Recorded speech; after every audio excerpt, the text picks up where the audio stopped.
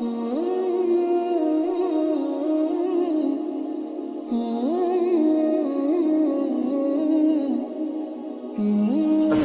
আলাইকুম রহমতুল্লাহি ওয়া বারাকাতুহু। আপনারা সবাই কেমন আছেন? আমি আলহামদুলিল্লাহ ভালো আছি।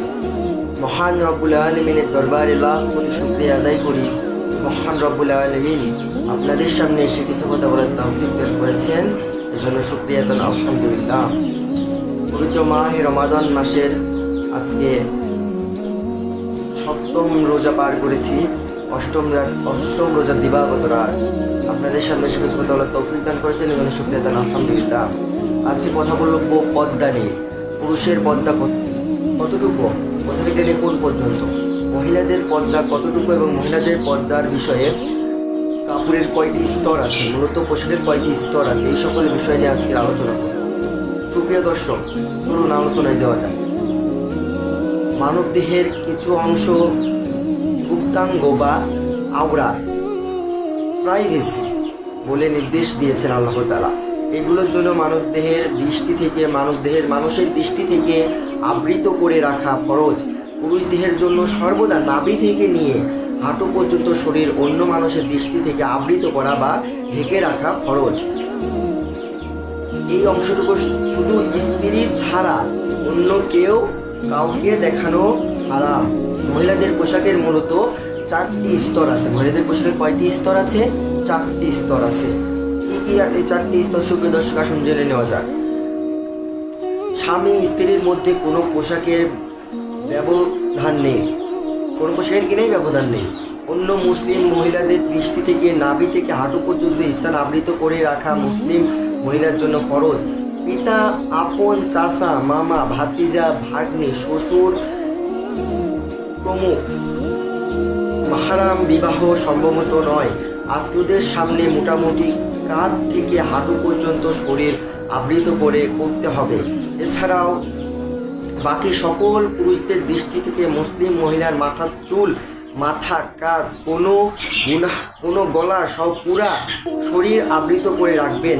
এগুলো তাদের সামনে আবৃত করা হারাম, অনাবৃত করা হারাম, আবৃত করে রাখা ফরজ।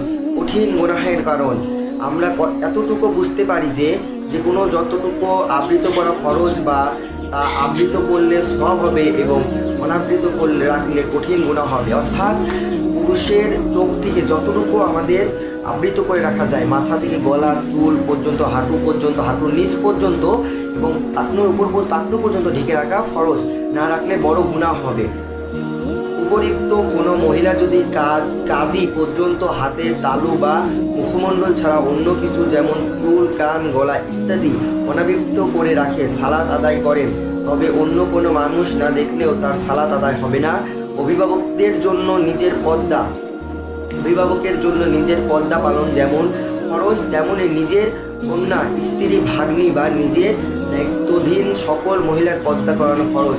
অর্থাৎ আপনার আওতাধীন আপনার সকল, মানে আপনি একটা বাড়ির গার্জেন, আপনার 3টা মেয়ে আছে, 2টা ছেলে আছে, সকল মা, বাবা, দাদা, দিদি আপনার কথা শুনে আপনি সেই পরিবারের গার্জেন, আপনার প্রতি এটা ফরজ যে আপনি তাদের সবাইকে পর্দায় রাখবেন। এটা আপনার পুরুষের ফরজ। এছাড়াও আমাদের দেশের অনেক ধার্মিক মুসলমান পুরুষদের সুন্নতি পোশাকের বিষয়ে সচেতন হয়েও মেয়েদের সুন্নতি ও তার দূরে কথা ফরজ পোশাকের বিষয়ে সচেতন নন। পুরুষের সাধারণ পোশাক, সুন্নতি পোশাক এবং মহিলাদের পর্দা ও সুন্নতি পোশাকের বিষয়ে বিস্তারিত জানার জন্য আমরা লেখা কোরআন সুন্নাহর আলোকে পোশাক, পর্দা ও দেহ সজ্জা পাঠ করতে বিশেষভাবে অনুরোধ করছি। মানে আমি এখন বিশেষভাবে অনুরোধ করছি, আমার বাকি বক্তব্যগুলো আপনারা শুনে যাবেন। সৃষ্টির অধিকার ও পাওনা নষ্ট করা মুমিনের অন্যতম ফরজ দায়িত্ব। পরিবার ও সমাজের মানুষের অধিকার আদায় করা, এক্ষেত্রে অবহেলা করে কারোর পাওনা বা না দেওয়া। অর্থাৎ এক্ষেত্রে আমরা কাউকে যদি, মানে আপনার পরিবারে আপনি সবাইকে স্বাধীনতা দেবেন, তবে মুসলিম আইন অনুযায়ী, মুসলিম শরিয়াত অনুযায়ী স্বাধীনতা দেবেন। মানে মুসলিম শরিয়াতের বাইরে কোনো স্বাধীনতা আপনি দেবেন না, এটা আপনার জন্য হারাম। আপনার পরিবারে আপনার আওতাধীন সবাইকে পর্দা করাবেন, মহিলা সুন্নাতের আওতাধীন নিয়ে আসবেন, পুরুষদের সুন্নতি পোশাক পরার তৌফিক দান করুন আল্লাহ। বা কারোর ক্ষতি করা কঠিন হারামগুলো অন্যতম। এগুলোর মধ্যে রয়েছে পিতামাতার প্রতি দায়িত্ব, অনুগত্য স্বীকার করা। পিতামাতার প্রতি দায়িত্ব অনুগত্য, সেবার ক্ষেত্রে অবহেলা, সন্তানের প্রতিপালন, ভরণ পোষণ, রক্ষণাবেক্ষণ ও সঠিক ইসলামী শিক্ষা দান ও ইসলামী চরিত্র গঠনের ক্ষেত্রে অবহেলা করা, স্ত্রীর সম্মানজনক ভরণ পোষণ ও ভরণ পোষণ ও পোশাকের দিকে নজর রাখা। মানে আপনার স্ত্রী আপনার কথা শোনে না, স্ত্রী যেমন তেমন পোশাক পরে, এটা কিন্তু আপনার বড় গুনাহ হয়ে যাবে।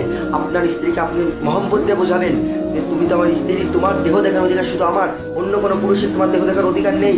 তোমার দেহ থেকে অন্য কোনো পুরুষ যাতে উত্তেজিত না হয় সেই শালীন পোশাক তোমাকে পরতে হবে। এরপরে গীবত ও পরনিন্দা বা শোনা থেকে বিরত থাকতে হবে। এটা সমাজে বেশি প্রচলিত, মহিলাদের ভিতরে বেশি হয় যে এক মহিলা এক মহিলার কাছে গেলেই একজনের গীবত শুরু করে দেয়। এটা থেকে আমাদেরকে বিরত থাকতে হবে। অন্য মানুষের অধিকার নষ্টের একটি বিশেষ দিক হলো গীবত।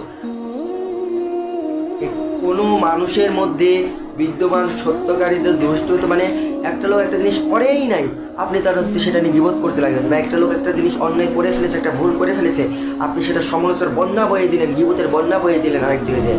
এটা করা যাবে না, এটা বড় গুনাহ। এছাড়াও আমাদের মধ্যে রয়েছে মুমিনের পুণ্য বিনষ্ট করার অন্যতম কারণ গীবত। কুরআনে গীবতকে মৃতপ্রায়ের গীবত, মৃত ভাইয়ের গোস্ত খাওয়া এর সাথে তুলনা করা হয়েছে।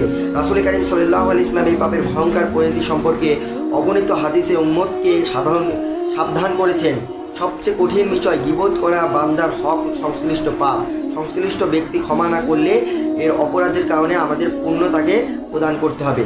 মানে বুঝতে পারলাম যে যার সম্পর্কে আমরা গীবত করছি সে যদি আমাদের ক্ষমা না করে তাহলে আমার সমস্ত নেকি তার হয়ে যাবে।